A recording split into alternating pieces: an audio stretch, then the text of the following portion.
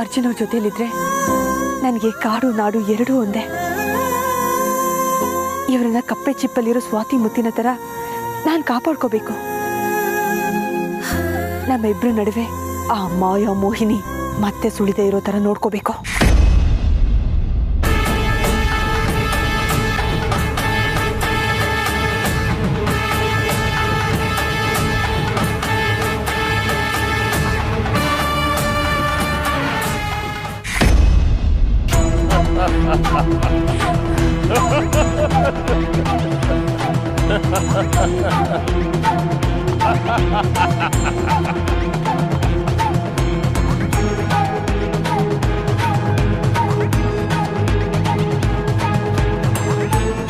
ಭೈರವ, ನೀನ್ ಮಾಡ್ತಾ ಇರೋದು ತಪ್ಪು.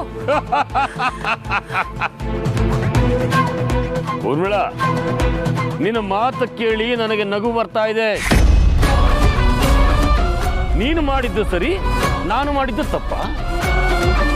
ಅಂದ್ರೆ ನಿನಗೊಂದು ನ್ಯಾಯ, ನನಗೊಂದು ನ್ಯಾಯನಾ? ನಿನಗೊಂದು ನ್ಯಾಯ, ನನಗೊಂದು ನ್ಯಾಯ ಅಂತ ಇರೋದಿಲ್ಲ. ಅಸಹಾಯಕರ ಮೇಲೆ ಹೀಗೆ ಹಟ್ಟಹಾಸದಿಂದ ಮೆರೆಯೋದು ಗಂಡಸಿನ ಪೌರುಷ ಅಲ್ಲ.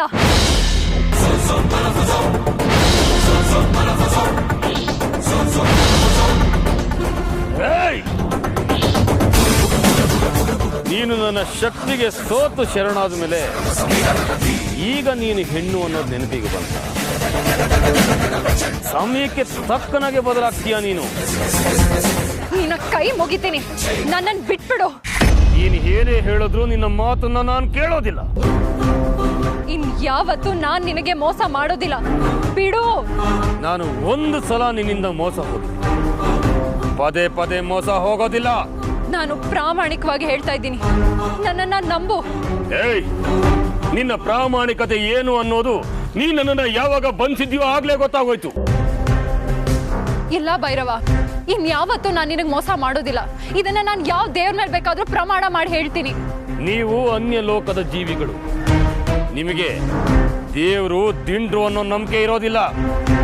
ದಯವಿಟ್ಟು ನನ್ನನ್ನ ನಂಬು. ಇನ್ಯಾವ ಕ್ಷಣದಲ್ಲೂ ನಾನು ನಿನಗೆ ಮೋಸ ಮಾಡೋದಿಲ್ಲ. ಇದು ಸತ್ಯ, ಸತ್ಯ, ಸತ್ಯ. ನಿನ್ನ ಮಾತನ್ನ ನಂಬೋದಾ? ಕಣ್ಮುಚ್ಚಿ ನಂಬು. ನಾನು ಕುರುಡಾಗಿ ನಂಬೋದಿಲ್ಲ. ಒಂದು ವೇಳೆ ನಿನ್ನನ್ನು ನಂಬಲೇಬೇಕು ಅಂದ್ರೆ ನೀನು ನನ್ನ ಹೋಮಕುಂಡದ ಜ್ವಾಲೆಯ ಮೇಲೆ ಆಣೆ ಮಾಡಬೇಕು.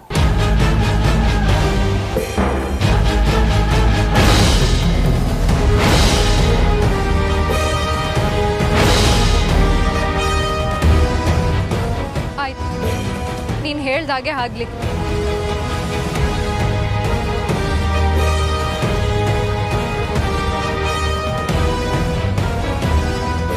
ಜೈ ಮಹಾಕಾಲ.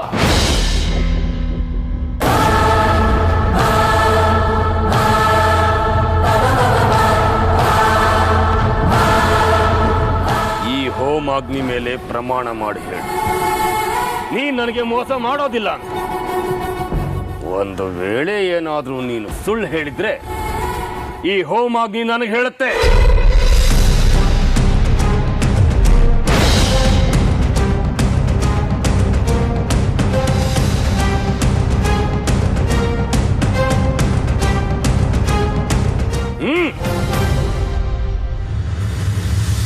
ಈ ಹೋಮಾಗ್ನಿ ಮೇಲೆ ಪ್ರಮಾಣ ಮಾಡಿ ಹೇಳ್ತೀನಿ, ನಾನು ಇನ್ಯಾವತ್ತೂ ಭೈರವನಿಗೆ ಮೋಸ ಮಾಡೋದಿಲ್ಲ.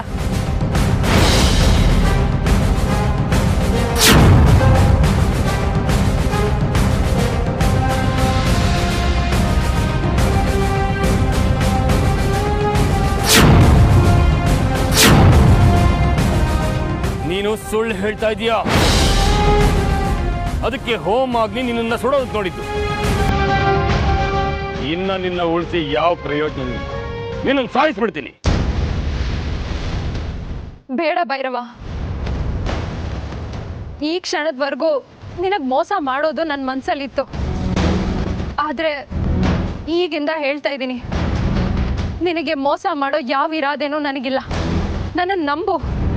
ಹಾಗಂತ ಮತ್ತೊಮ್ಮೆ ಹೋಮಾಗ್ನಿ ಮೇಲೆ ಪ್ರಮಾಣ ಮಾಡಿ ಹೇಳು.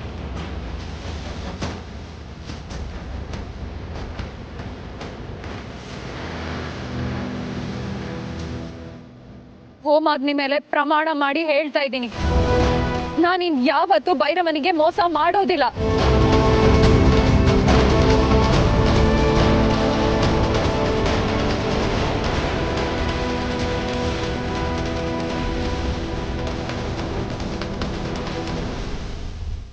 ಊರ್ಮಿಳಾ, ಇನ್ನು ಮೇಲೆ ನಾನು ಹೇಗೆ ಹೇಳ್ತೀನೋ ಹಾಗೆ ಕೇಳಬೇಕು.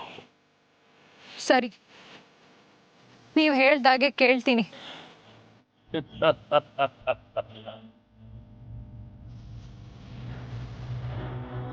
ಜೈ ಮಹಾಕಾಲ.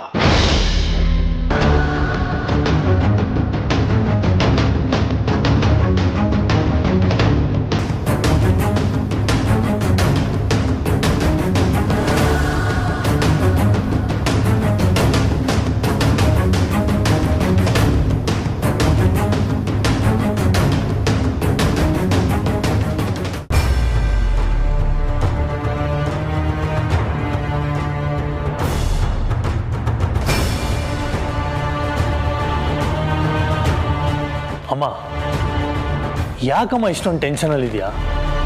ಸ್ವಲ್ಪ ಪಾಸಿಟಿವ್ ಆಗಿ ಥಿಂಕ್ ಮಾಡು. ಆಕಾಶನೇ ತಲೆ ಮೇಲೆ ಬಿದ್ದಾಗ ಅನಿಸ್ತಾ ಇದೆ ನನಗೆ. ನೀನೇನು ಪಾಸಿಟಿವ್ ಆಗಿ ಯೋಚನೆ ಮಾಡು ಅಂತ ಇದೆಯಲ್ಲ. ನನಗೆ ಅರ್ಜುನ್ ಯಾವ ಪರಿಸ್ಥಿತಿಲಿ ಸಿಕ್ಕಾಕೊಂಡು ಒದ್ದಾಡ್ತಾ ಇದ್ದಾನೋ ಅಂತ ನನಗೆ ಅನಿಸ್ತಾ ಇದೆ. ಆರಾಮಾಗಿರೋಕೆ ಹೇಗೋ ಸಾಧ್ಯ? ಅತ್ತೆ, ನಿಮ್ಮ ಜೊತೆ ನಾವು ಕೂಡ ಮೂಲೆ ಹುಡುಕಿದ್ದೀವಿ, ಹಳ್ಳಿನೂ ಜಾಲಾಡಿದ್ದೀವಿ, ಆದರೂ ಅವ್ರು ನಮಗೆಲ್ಲೂ ಸಿಕ್ಕಿಲ್ಲ. ಇನ್ನು ಎಷ್ಟು ಅಂತ ನಾವು ತಾನೇ ಹುಡ್ಕಕ್ಕಾಗತ್ತೆ ಹೇಳಿ? ಹಾಗಂತ ಅವ್ನು ಏನಾದರೂ ಆಗಲಿ ಅಂತ ಸುಮ್ಮನೆ ಇರೋಕ್ಕಾಗತ್ತಾ ಹೇಳು? ನೀನು ಈ ಮನೆ ಸೊಸೆ, ಅವ್ನು ನಿನಗೆ ಮೈದುನ ಮಗನಿಗೆ ಸಮ ಅಂತ ಹೇಳ್ತಾರೆ. ಅವನ ಮೇಲೆ ನಿನ್ಗೊಂದು ಸ್ವಲ್ಪನೂ ಕರುಣೆ ಅನ್ನೋದೇ ಇಲ್ವಾ? ಅತ್ತೆ, ನೀವು ಯಾಕೆ ಈ ರೀತಿ ಓವರ್ ಆಗಿ ರಿಯಾಕ್ಟ್ ಮಾಡ್ತಾ ಇದ್ದೀರಾ ಅಂತ ನನಗಂತೂ ಅರ್ಥ ಆಗ್ತಿಲ್ಲ. ನನ್ಗೆ ಅರ್ಜುನ್ ಮೇಲೆ ಅಕ್ಕರೆ ಆಗಲಿ ಕಾಳಜಿ ಆಗಲಿ ಇಲ್ಲ ಅಂತ ನಾನೇನು ಹೇಳಲಿಲ್ಲ. ನಿನ್ನ ಬಾಯಲ್ಲಿ ಹೇಳಲಿಲ್ಲಮ್ಮ, ಆದರೆ ನಿನ್ನ ಮಾತಿನ ಅರ್ಥ ಆಗಿತ್ತು.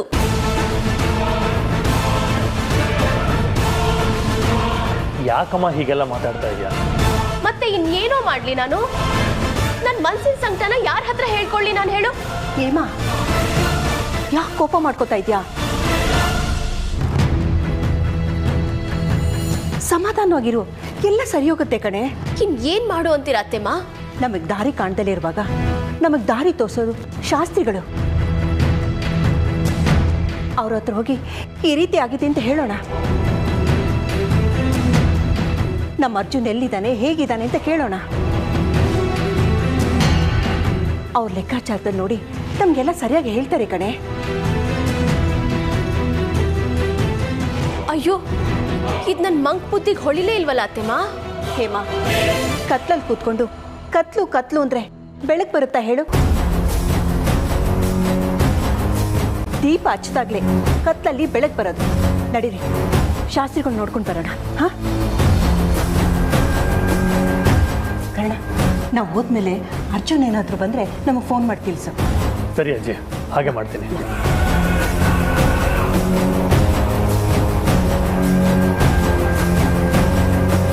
ರೀ, ನಿಮ್ಮ ಮನೆಯವ್ರು ಒಬ್ರೊಬ್ರು ಒಂದೊಂಥರ ವಿಚಿತ್ರವಾಗಿ ಆಡ್ತಾರೆ. ಅತ್ತೆ ನೋಡಿದ್ರೆ ಯಾವಾಗಲೂ ನನ್ನ ಮೇಲೆ ರೇಗ್ತಾ ಇರ್ತಾರೆ. ಅರ್ಜುನ್ ನೋಡಿದ್ರೆ ಅಮೃತಾನೇ ನನ್ನ ಪ್ರಪಂಚ, ಅವಳನ್ನ ಬಿಟ್ಟಿರಕ್ಕಾಗಲ್ಲ ಅಂತಾನೆ. ಹಾಗಂದು ಕೂಡ ಮಣಿನೇ ಮದುವೆ ಆಗ್ತೀನಿ, ಅವಳನ್ನ ಬಿಟ್ಟಿರಕ್ಕಾಗಲ್ಲ ಅಂತ ಅವಳ ಜೊತೆನೇ ಸುತ್ತಾಡ್ತಾನೆ. ಯಾವ್ದು ಸತ್ಯ ಯಾವ್ದು ಸುಳ್ಳು ನನಗೂ ಅರ್ಥ ಆಗ್ತಿಲ್ಲ ಚಿತ್ರ. ಇದನ್ನೆಲ್ಲ ನೋಡಿ ನೋಡಿ ನನಗಂತೂ ತಲೆ ಚಿಟ್ ಹಿಡ್ದೋಗಿದೆ.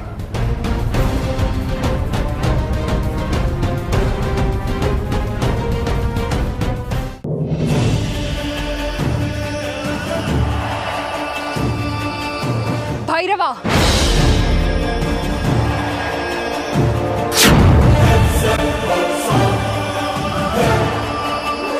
ಇನ್ನೂ ನಿನ್ನ ಸೊಕ್ಕು ಉದ್ದಟತನ ಕರಗಿಲ್ಲ ಅಲ್ಲ? ನಾನು ಯಾವ ತಪ್ಪು ಮಾಡಿದ್ದೀನಿ ಅಂತ ನನ್ನನ್ನು ಹೀಗೆ ನೋಡ್ತಾ ಇದ್ಯಾ? ನೀನ್ ಯಾಕೆ ನನ್ನ ಹೆಸರಿಡ್ದು ಕರಿತಾ ಇದೀಯಾ? ಈಗ ನೀನು ಸ್ವತಂತ್ರಳಲ್ಲ, ನನ್ನ ಅಧೀನದಲ್ಲಿರೋಳು. ನನ್ನನ್ನ ಭೈರವ ಅಂತ ಕರೆಯೋದಕ್ಕೆ ಹೇಗೆ ಸಾಧ್ಯ? ನೀನು ಮತ್ತಿನ್ನೇನಂತ ಕರಿಬೇಕು? ಬಾಬಾ ಅಂತ ಕೂಗು.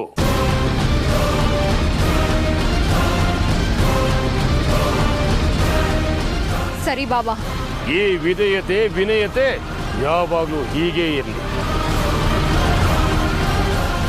ಈಗ ಅರ್ಜುನ್ ಅಮೃತ ನಮ್ಮಿಂದ ತುಂಬಾ ದೂರ ಹೋಗಿದ್ದಾರೆ. ಅವ್ರು ಎಲ್ಲಿ ಹೋಗಿದ್ದಾರೆ, ಹೇಗಿದ್ದಾರೆ ಅನ್ನೋದನ್ನ ನಾವು ತಿಳ್ಕೋಬೇಕು. ಅದು ನನಗೂ ಗೊತ್ತಿದೆ. ಅದನ್ನ ನಿನ್ನಿಂದ ತಿಳ್ಕೊಳ್ಳೋ ಅವಶ್ಯಕತೆ ನನಗಿಲ್ಲ. ನಾಗರ ಪಂಚಮಿ ದಿನನೇ ಆ ನಾಗಿಣಿ ಅರ್ಜುನ್ನ ನಾಗಲೋಕಕ್ಕೆ ಕರ್ಕೊಂಡು ಹೋಗೋದಕ್ಕೆ ಎಲ್ಲ ತಯಾರಿಯಾಗಿ ನಿಂತಿದ್ಲು. ಹಾಗೇನಾದ್ರೂ ಅವಳು ಕರ್ಕೊಂಡು ಹೋಗಿದ್ದಿದ್ರೆ ನನ್ನ ಶ್ರಮ ಎಲ್ಲ ವ್ಯರ್ಥ ಆಗೋಗ್ತಿತ್ತು.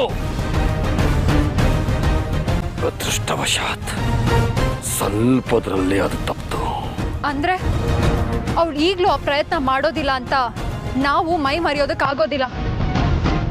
ಅವ್ರು ಎಲ್ಲಿದ್ದಾರೆ ಅನ್ನೋದನ್ನ ತಿಳ್ಕೋಬೇಕು ಬಾಬಾ. ಬಾಬಾ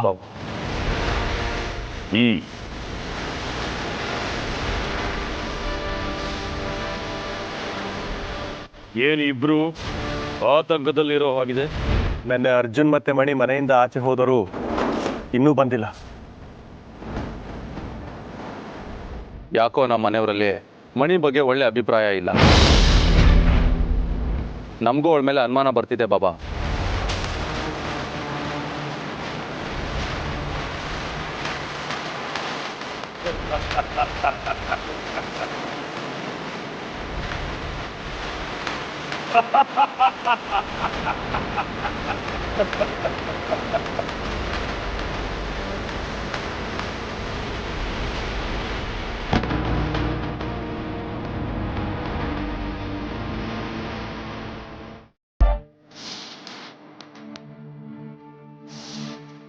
ನಗ್ಬೇಡಿ ಬಾಬಾ. ಅವ್ರಿಗೀಗ್ಲೇ ಅನುಮಾನ ಬರೋದ್ ಬೇಡ. ಹಾಗೇನಾದ್ರೂ ಬಂದ್ರೆ ನನ್ನ ಅರ್ಜುನ್ ಮದ್ವೆ ನಿಂತೋಗತ್ತೆ. ಆಗ ನಾನು ಈ ಲೋಕಕ್ಕೆ ಬಂದಿದ್ದ ಉದ್ದೇಶ ನೆರವೇರೋದಿಲ್ಲ. ಆಯ್ತು, ಅದನ್ನೆಲ್ಲ ನಾನು ನೋಡ್ಕೋತೀನಿ.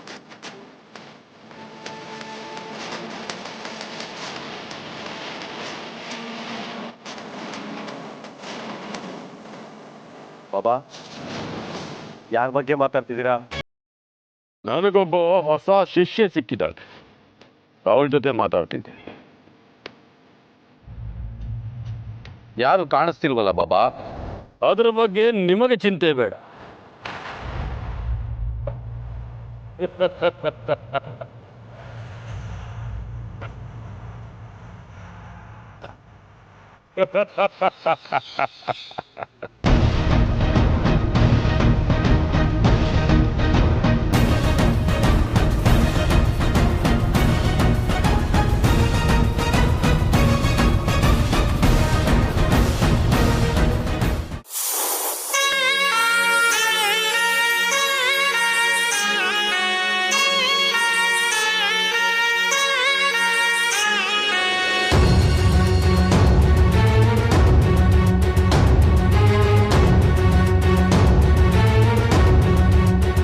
ಅರ್ಜುನ್ ಅವರೇ,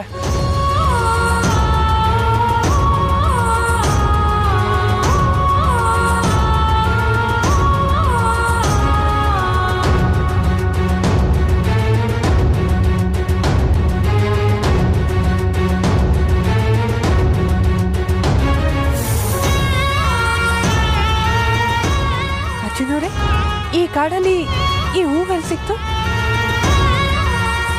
ಮನಸ್ಸಲ್ಲಿ ಪ್ರೀತಿ ಇದ್ರೆ ಮರಳುಗಾಡಲ್ಲಿ ಬೇಕಾದ್ರೂ ನೀರು ಸಿಗುತ್ತೆ. ಅಂಥದ್ರಲ್ಲಿ ಇಷ್ಟು ದೊಡ್ಡ ಕಾಡಲ್ಲಿ ಹೂ ಸಿಗಲ್ವೇನ್ರಿ?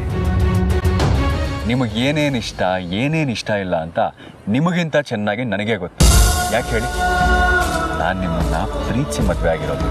ಅದಕ್ಕೆ ನಿಮ್ಗೇನೇನು ಇಷ್ಟ ಅಂತ ಹೇಳಲ್ಲ? ಹೇಳಿ ನೋಡೋಣ. ಹೂಗಳಲ್ಲಿ ಕೇದಿಗೆ ಹೂ ಇಷ್ಟ, ನಾದದಲ್ಲಿ ಪುಂಗಿನಾದ ಇಷ್ಟ, ಸ್ತೋತ್ರದಲ್ಲಿ ಶಿವಸ್ತೋತ್ರ, ದೇವರಲ್ಲಿ ರುದ್ರ ಇಷ್ಟ. ಏನಿದು? ಎಲ್ಲ ನನ್ನ ಕುಲಕ್ಕೆ ಸಂಬಂಧಪಟ್ಟ ಹಾಗೆ ಹೇಳ್ತಾ ಇದ್ದಾರೆ. ಅವರಿಗೆ ನಾನು ನಾಗಿಣಿ ಅನ್ನೋದು ಗೊತ್ತಾಗಿರೋ ಹಾಗಿದೆ. ಇದೇ ಸಮಯನ ಉಪಯೋಗಿಸ್ಕೊಂಡು ನಾನು ನಾಗಿಣಿ ಅನ್ನೋದನ್ನ ಅವರಿಗೆ ಹೇಳ್ಬಿಡ್ತೀನಿ. ಅಮೃತ ಅವರೇ, ಯಾಕೆ ಹೀಗೆ ನಿಂತ್ಬಿಟ್ರಿ? ನಿಮ್ಮ ಬಗ್ಗೆ ಪ್ರತಿಯೊಂದು ಮಾಹಿತಿನೂ ನನಗೆ ಚೆನ್ನಾಗಿ ಗೊತ್ತು.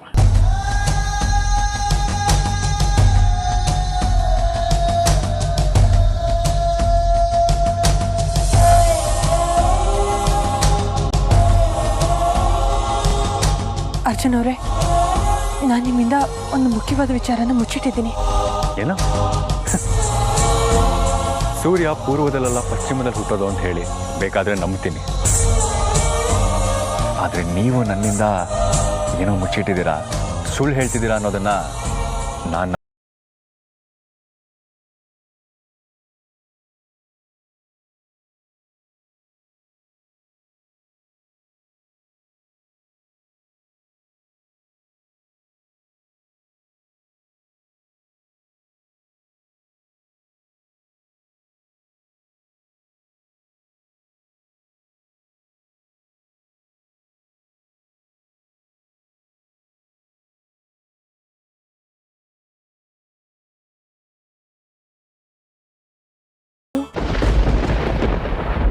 ಒಂದು ಗೂಡಿನಲ್ಲಿ ಒಂದು ಗೂಡಿದ ಒಂದು ಚಂದ ಕಥೆಯ ಮುಗಿಸಿ ಹಾಕಿದಿರಿ, ಮರೆಯಲಾರೆನು ಸೇರಿ ನೀವು ಚಿತೆಯ.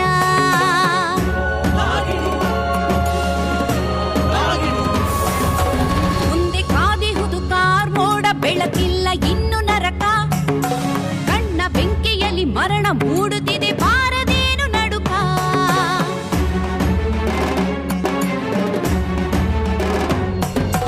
ಕರುಣೆ ಬಾರದಿರುವ ವರವನು ಕೊಡು ಶಿವನೇ ನನಗೆ, ನನ್ನ ಸೇಡ ಜ್ವಾಲೆ ಎಂದಿಗೂ ಆರದಿರಲಿ ಪ್ರಭುವೇ. ಸೋಲು ಸುಳಿಯದಿರುವ ಗೆಲುವನ್ನು ನೀಡು ನನ್ನ ತಂದೆ, ಎಲ್ಲಿ ಓಡುತ್ತಿರುವೆ ನಿನಗೆ ನಾ ಮೃತ್ಯು ಅನ್ಯ ತಂದೆ. ಸತ್ಯ ಪರೀಕ್ಷೆಗೆ ಇಳಿದಳು ಇವಳು, ಅಗ್ನಿ ಪರೀಕ್ಷೆಯಲ್ಲಿ ಗೆಲ್ಲದ ಇರಲು ನಾಗಿಣಿ.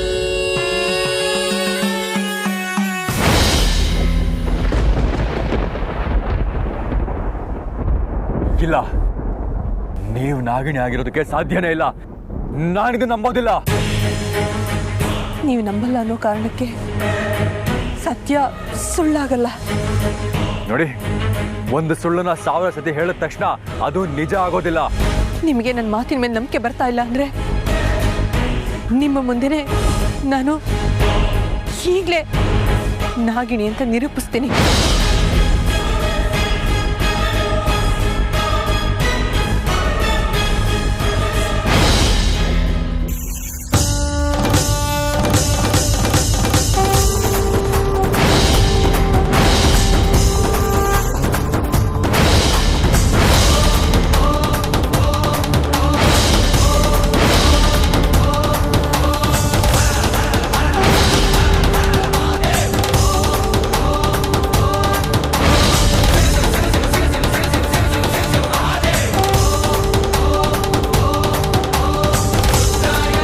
ಅರ್ಜುನವರೇ, ಇದೇ ನನ್ನ ನಿಜವಾದ ರೂಪ.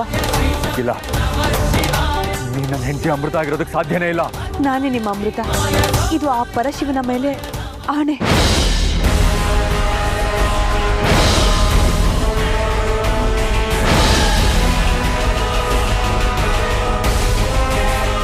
ಹತ್ರ ಬರ್ಬೇಡ, ದೂರ ಹೋಗೋ, ದೂರ ಹೋಗೋ. ಅರ್ಜುನವರೇ, ನಾನು ಇಚ್ಛಾಧಾರಿ ನಾಗಿಣಿ. ನಾನು ಬಯಸಿದಾಗ ಮಾನವ ರೂಪಕ್ಕೆ ಬರೋ ಶಕ್ತಿ ನನಗೆ ಆ ಪರಮಾತ್ಮ ಕೊಟ್ಟಿದ್ದಾನೆ. ನಾನು ಇಷ್ಟು ದಿನ ಈ ಸತ್ಯನ ಹೇಳೋದಕ್ಕೆ ಆಗಲೇ ಇಲ್ಲ.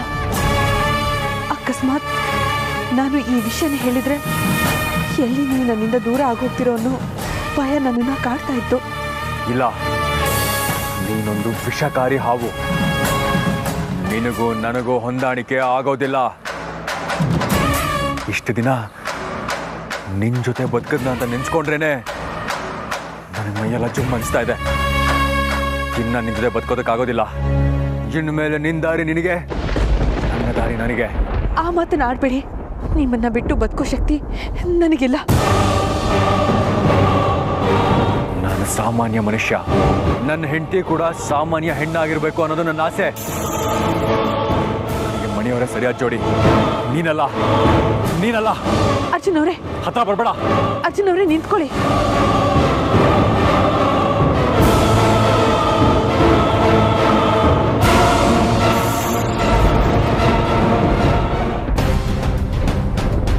ಅರ್ಜುನ್ ಅವರೇ, ಅರ್ಜುನ್ ಅವರೇ, ಅರ್ಜುನ್ ಅವರೇ ನಿಂತ್ಕೊಳ್ಳಿ.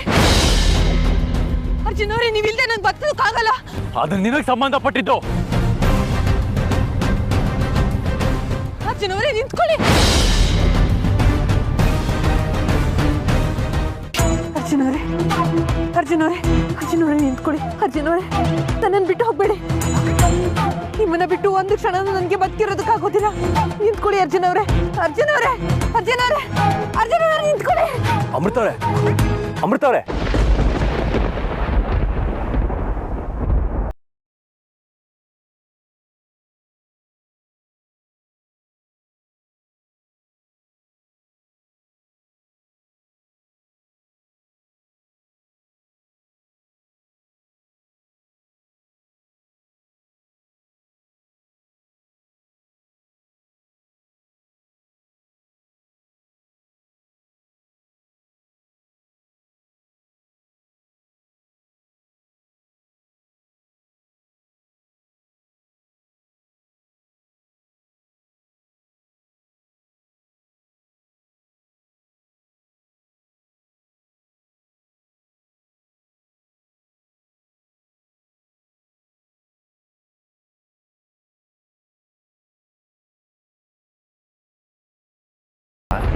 ಹೌದು ಅರ್ಜುನ್ ಅವರೇ, ನೀವು ನನ್ನಿಂದ ದೂರ ಆಗಿರೋ ಥರ ಕನಸ್ಕಂಡೆ. ಅದಕ್ಕೆ ಹಾಕಿರ್ಚ್ಕೊಂಡೆ.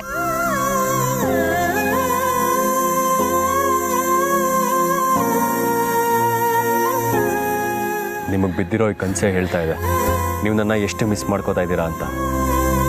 ತಲೆ ಕೆಡಿಸ್ಕೋಬೇಡಿ, ಇನ್ಯಾವತ್ತು ನಿಮ್ಮನ್ನ ಬಿಟ್ಟು ನಾನು ಎಲ್ಲಿಗೂ ಹೋಗೋದಿಲ್ಲ. ಅರ್ಜುನ್ ಅವರೇ, ಈ ನಿಮ್ಮ ಭರವಸೆನೆ ನನಗೆ ಎಷ್ಟು ಶಾಂತಿ ನೆಮ್ಮದಿ ಕೊಡುತ್ತೆ ಗೊತ್ತಾ? ಅಮೃತವ್ರೆ, ಈ ಜನ್ಮದಲ್ಲ, ಮುಂದಿನ ಯಾವ ಜನ್ಮದಲ್ಲೂ ನಾನು ನಿಮ್ಮಿಂದ ದೂರ ಆಗೋದಿಲ್ಲ. ನಿಮ್ಮಿಂದ ದೂರ ಆಗೋ ಸಮಯ ಸಂದರ್ಭ ಬರದೇ ಇರಲಿ ಅಂತ ನಾನು ದೇವರಲ್ಲಿ ಕೇಳ್ಕೊತೀನಿ. ನಾನು ನಾಗಿನಿ ಅನ್ನೋ ವಿಚಾರನ ನಾನೀಗ ಅರ್ಜುನ್ ಅವರಿಗೆ ಹೇಳೋದಕ್ಕಾಗೋದಿಲ್ಲ. ಅಕಸ್ಮಾತ್ ಹೇಳಿದ್ರೆ ನಾನು ಕಂಡ ಕನಸಿನ ಥರ ಆದರೂ ಆಗಬಹುದು.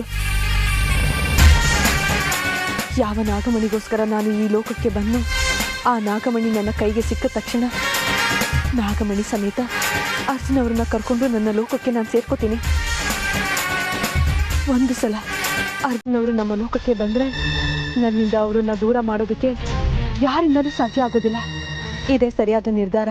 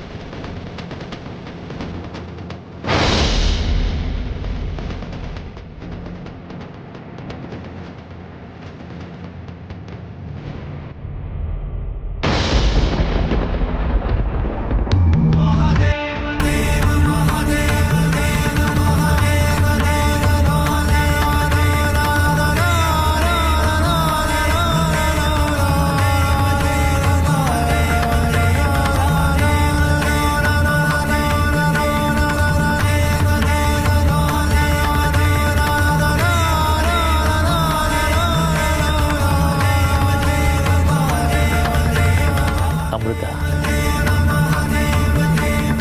ಯಾವ ನಾಗಮಣಿಗೋಸ್ಕರ ನೀನು ನಿನ್ನ ಲೋಕವನ್ನು ಬಿಟ್ಟು ಈ ಲೋಕಕ್ಕೆ ಬಂದ್ಯೋ ಆ ನಾಗಮಣಿ ನಿನ್ನ ಕೈಗೆ ಸಿಕ್ಕಿರೂ ಸಿಕ್ಕದ ಹಾಗಿದೆ. ಇದನ್ನೇ ಅಲ್ವಾ ಆ ಭಗವಂತನ ಲೀಲೆ ಅನ್ನೋದು. ಆ ನಾಗಮಣಿ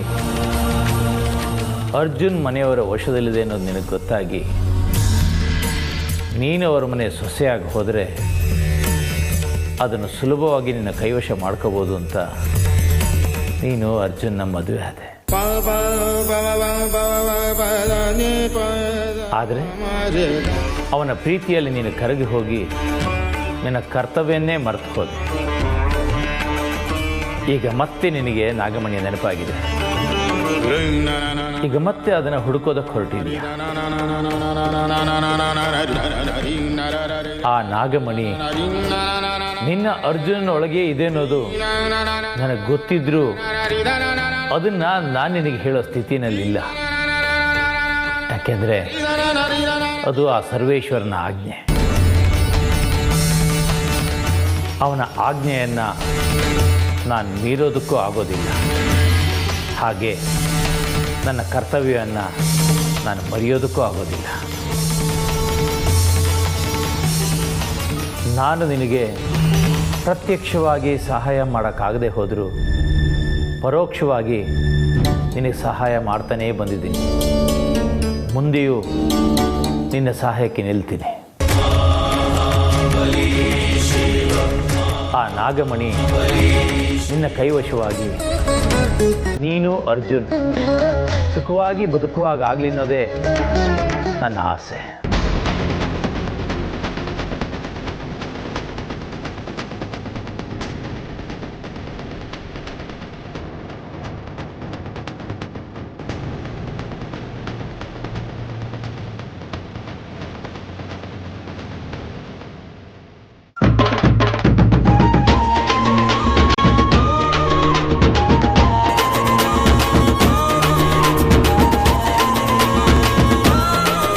ಅಮೃತವ್ರೆ, ಇನ್ಮೇಲೆ ನಮ್ಮ ಸಾಮ್ರಾಜ್ಯ ಇದೆ.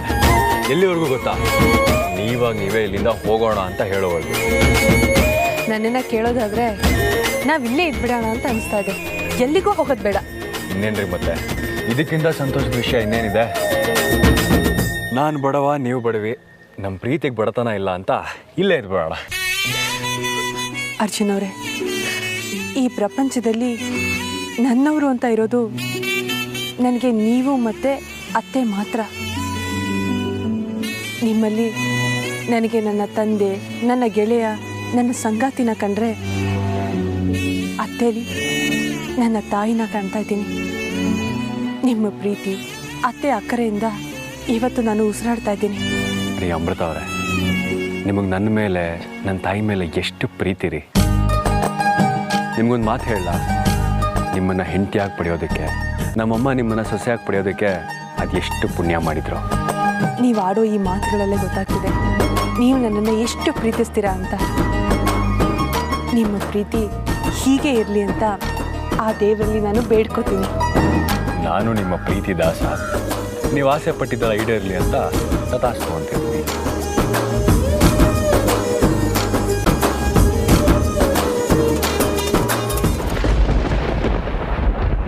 ಪರಮೇಶ್ವರ, ನಾನು ಆದಷ್ಟು ಬೇಗ ನನ್ನ ಅರ್ಜುನವ್ರ ಜೊತೆ ನನ್ನ ಲೋಕಕ್ಕೆ ಸೇರ್ಕೋಬೇಕು ಅಂತ ಇದ್ದೆ.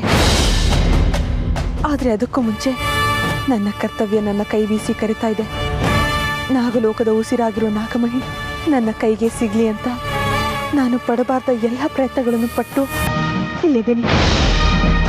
ಆದರೆ ಫಲ ಮಾತ್ರ ಸಿಗ್ತಾ ಇಲ್ಲ.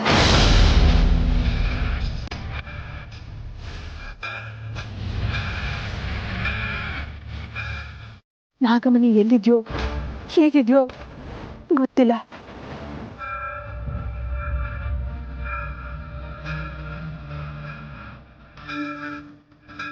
ನಾಗಮಣಿ ಮತ್ತೆ ನನ್ನ ವಶಕ್ಕೆ ಬರಬೇಕು ಅಂದ್ರೆ ನಾನು ಆ ಪರಶಿವನ ಪೂಜೆ ಮಾಡಬೇಕು.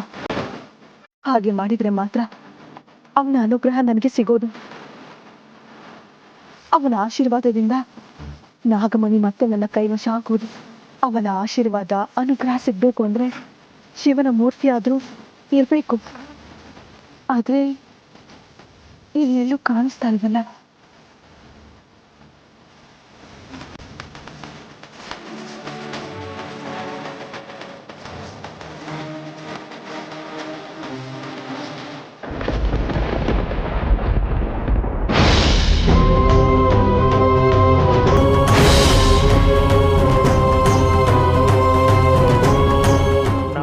ನಿರಾಕಾರ, ನಿರ್ವಿಕಾರ, ನನಗೆ ಆದಿ ಅಂತೆ ಇಲ್ಲ. ಸೃಷ್ಟಿಯ ಕನಕನದಲ್ಲೂ ನಾನು ಇದ್ದೇನೆ. ನಂಬಿ ಕರೆದರೆ ನನ್ನ ಸೃಷ್ಟಿಯ ಪ್ರತಿ ಕನಕನದಲ್ಲೂ ನಾನು ಆವಿರ್ಭವಿಸುತ್ತೇನೆ. ನನಗೆ ಭಕ್ತರು ಮಾತ್ರ ಮುಖ್ಯ, ಭಕ್ತಿ ಭಾವ ಮಾತ್ರ ಮುಖ್ಯ.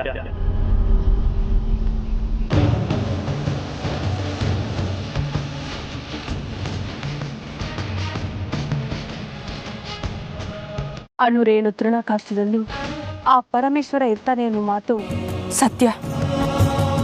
ಈ ಮಣ್ಣಲ್ಲೂ ಶಿವ ಇರ್ತಾನೆ. ಇಲ್ಲ ಅಂದಿದ್ರೆ ನಿರಾಕಾರ ನಿರ್ವಿಕಾರ ಅಂತ ತನ್ನನ್ನು ತಾನು ಹೇಳ್ಕೊತಾ ಇರಲಿಲ್ಲ. ಓಂ ನಮಃ ಶಿವಾಯ. ಬಾಬಾ, ಮೊದಲು ಆ ಅರ್ಜುನ್ ಮತ್ತೆ ಮಣಿ ಎಲ್ಲಿದ್ದಾರೆ, ಹೇಗಿದ್ದಾರೆ, ಅವ್ರ ಪರಿಸ್ಥಿತಿ ಹೇಗಿದೆ ಅನ್ನೋದನ್ನು ತಿಳ್ಕೋಬೇಕು. ನಾಗರ ಪಂಚಮಿಯ ದಿವಸ ಅರ್ಜುನ್ನ ಒಂದು ಸ್ತ್ರೀ ಶಕ್ತಿ ಅಮೃತಾಳಿಂದ ಕಾಪಾಡ್ತು ಅಂತ ಹೇಳದ್ನಲ್ಲ.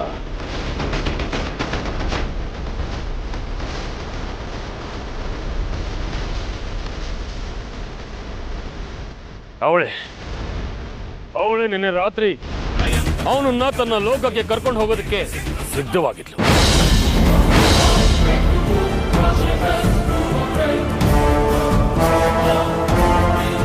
ಬಾಬಾ, ಈ ಸ್ತ್ರೀ ಮಾಯಾಶಕ್ತಿ ಯಾವುದು? ಅವಳು ಯಾಕೆ ಅರ್ಜುನನ್ನ ತನ್ನ ಲೋಕಕ್ಕೆ ಕರ್ಕೊಂಡು ಹೋಗೋದಕ್ಕೆ ಸಿದ್ಧವಾಗಿದ್ಲು? ಅವಳು ಯಾರು ಅಂತ ಹೇಳಿ ಬಾಬಾ. ಅವಳು ಯಾರೇ ಆಗಿರ್ಲಿ, ಅವಳು ಈ ಜಗತ್ತಿಗೆ ಯಾಕಾದ್ರೂ ಬಂದೆ ಅಂತ ಪಶ್ಚಾತ್ತಾಪ ಪಡ್ಬೇಕು. ಹಾಗೆ ಮಾಡ್ತೀನಿ.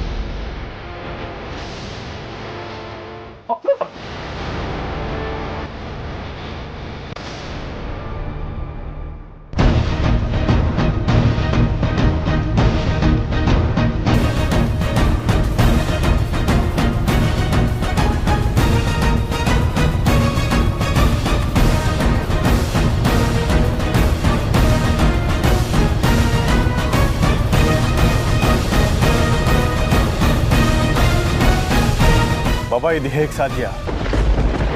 ಅಲ್ಲಿರೋ ಕಲ್ಲು ಇದ್ಕಿದ ಹಾಗೆ ನಮ್ಮ ಮೇಲೆ ಬೀಳೋದಕ್ಕೆ ಹೇಗೆ ಸಾಧ್ಯ?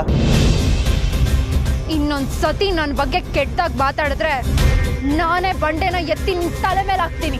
ರುದ್ರ, ನೀನು ಮಾತಾಡಿದ್ದು ಆ ಮಾಯಾ ಸ್ತ್ರೀ ಶಕ್ತಿಗೆ ಕೇಳಿಸ್ತು. ಬಾಬಾ, ಏನು ಹೇಳ್ತಿದ್ದೀರಾ ನೀವು? ನಾನು ಇಲ್ಲಿ ಮಾತಾಡಿದ್ದು ಆ ಸ್ತ್ರೀ ಶಕ್ತಿಗೆ ಕೇಳಿಸೋದಕ್ಕೆ ಹೇಗೆ ಸಾಧ್ಯ ಬಾಬಾ? ಇಲ್ಲಿ ಯಾರು ಇಲ್ವಲ್ಲ. ನಮ್ಮ ಕೈಗೆ ಯಾರು ಕಾಣಿಸ್ತಾನೆ ಇಲ್ಲ. ಅಸಾಧ್ಯ ಆಗೋದಿಲ್ಲ, ಸಾಧ್ಯ ಆಗೋ ಶಕ್ತಿ ಇರೋ ಪ್ರಪಂಚ.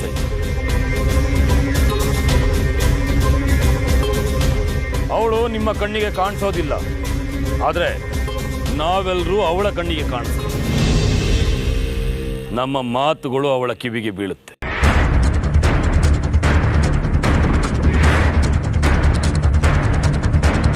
ನೀವು ಆಡೋ ಪ್ರತಿಯೊಂದು ಮಾತನ್ನ ತುಂಬಾ ಎಚ್ಚರದಿಂದ ಮಾತಾಡಿ, ಇಲ್ಲಾಂದ್ರೆ ಆ ಸ್ತ್ರೀ ಶಕ್ತಿಯ ಕೋಪನ ನೀವು ಎದುರಿಸಬೇಕಾಗುತ್ತೆ. ನೀವು ಹೇಳ್ದಾಗೆ ಆಗ್ಲಿ ಬಾಬಾ. ಆ ಸ್ತ್ರೀ ಶಕ್ತಿಗೆ ನಮ್ಮ ಅರ್ಜುನ ನಾಗಲೋಕಕ್ಕೆ ಕರ್ಕೊಂಡು ಹೋಗೋದಕ್ಕಾಗ್ಲಿಲ್ವಾ ಬಾಬಾ? ಹೌದು, ಆ ಶಕ್ತಿಯಿಂದ ಅರ್ಜುನ್ನ ಕರ್ಕೊಂಡು ಹೋಗೋದಕ್ಕಾಗ್ಲಿಲ್ಲ. ಯಾಕೆಂದ್ರೆ ಅಮೃತ ತನ್ನ ಶಕ್ತಿಯಿಂದ ಅವಳ ಪ್ರಯತ್ನವನ್ನೆಲ್ಲ ವಿಫಲ ಮಾಡಿದ್ಲು.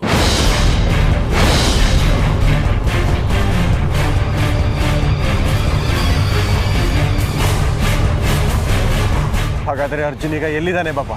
ಅರ್ಜುನ್ ಈಗ ಅಮೃತ ಜೊತೆಲಿದ್ದಾನೆ. ಅಮೃತ ಎಲ್ಲಿದ್ದಾಳೆ? ಅದೇ ನಮ್ಮ ಮುಂದಿರುವ ಪ್ರಶ್ನೆ.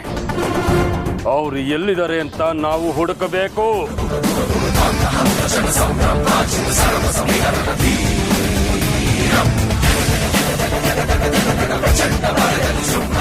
ಕರ್ಪೂರಗೌರಂ ಕರುಣಾವತಾರಂ ಸಂಸಾರ ಸಾರಂ ಗಜೇಂದ್ರಹಾರಂ. ಕರ್ಪೂರಗೌರಂ ಕರುಣಾವತಾರಂ ಸಂಸಾರ ಸಾರಂ ಭುಜಗೇಂದ್ರಹಾರಂ.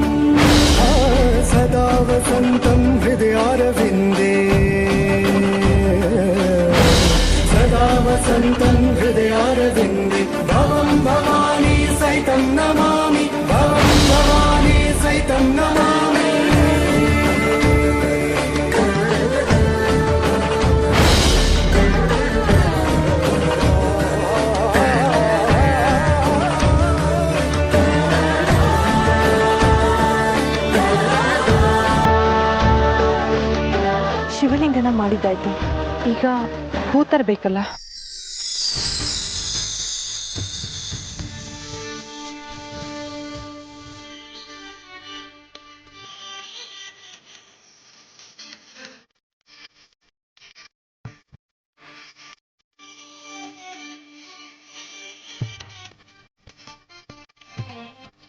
ನನಗೇನು ಬೇಕು ಏನು ಬೇಡ ಅನ್ನೋದು ನನಗಿಂತ ಮೊದಲು ನಿಮಗೆ ಗೊತ್ತಿರುತ್ತಲ್ವಾ? ಹೌದು. ಅದೇಕೆ? ಯಾಕೆ ಅಂದರೆ ನಮ್ಮಿಬ್ಬರ ದೇಹ ಬೇರೆ ಆದರೂ ಆತ್ಮ ಒಂದೇ ಅಲ್ವಾ, ಅದಕ್ಕೆ.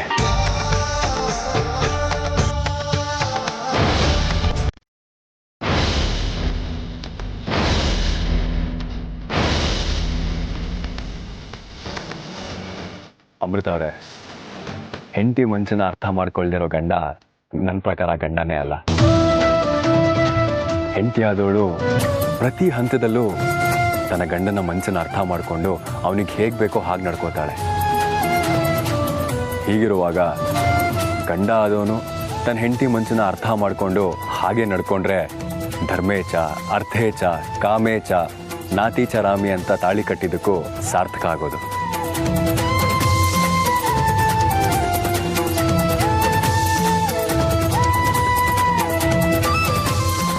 ಯಾಕೆ ನನ್ನ ಹೀಗೆ ನೋಡ್ತಾ ಇದ್ದೀರಾ? ನಿಮ್ಮಂಥ ಒಳ್ಳೆ ಮನಸ್ಸಿರೋ ಗಂಡ ನನಗೆ ಸಿಕ್ಕಿರೋದು ನಿಜವಾಗ್ಲೂ ನನ್ನ ಅದೃಷ್ಟ ಅರ್ಜುನ್ ಅವರೇ. ಸಮಯ ಸಿಕ್ಕಿದ್ರೆ ಸಾಕು ನನ್ನ ಹೊಗಳಕ್ಕೆ ನಿಂತ್ಬಿಡ್ತೀರಲ್ಲ. ಈ ರೀತಿ ಹೆಜ್ಜೆಗೂ ನನ್ನ ಹೊಗಳಿದ್ರೆ ನನಗೆ 2 ಕೊಂಬು ಬಂದ್ಬಿಡುತ್ತೆ ಅಷ್ಟೇ.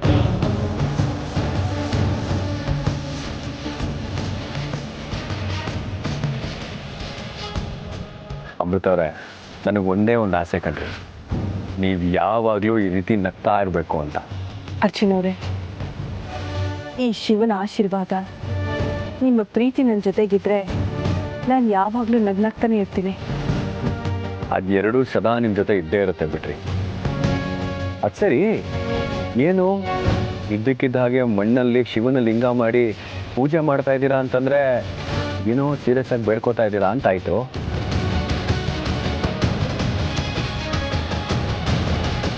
ನೀವೇನು ಬೇಡ್ಕೋಬೇಕು ಅಂತಿದ್ದೀರಾ ಅನ್ನೋದು ನನಗೆ ಚೆನ್ನಾಗಿ ಗೊತ್ತು. ಹೌದಾ? ಏನದು?